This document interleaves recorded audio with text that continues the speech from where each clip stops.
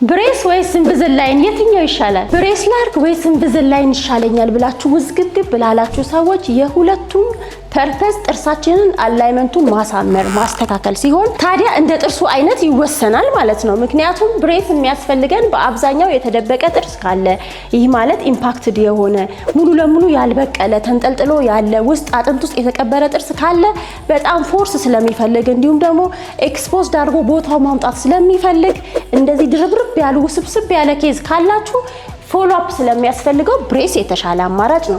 ሌላው ደግሞ ቀለል ያለ ስፔሲንግ እንዲሁም ደግሞ በማይነር የሆነ የተደራረበ ኬዝ ካለው ብዙን ጊዜ ኢንቪዚላይን ደግሞ ለስራችሁ ኢንቪዚላይን ብቻ ከሆነ ማድረግ የምትችሉት በኢንቪዚላይን ጥርሳችሁን አላይመንቱን ፐርፌክት ማድረግ ትችላላችሁ። ስለዚህ የጥርሳችሁ አበቃቀል ችግር ለጥርሳችሁ ጤንነት እንዲሁም ለፈገግታችሁ የረበሻችሁ ሰዎች እዚህ ያኔት ስፔሻሊቲ በመምጣት በኦርቶዶንቲስት ስፔሻሊስት ሐኪሞቻችን ኢንቪዚላይን ወይም ብሬስ የፈለጋችሁትን አማራጭ መሰራት ትችላላችሁ።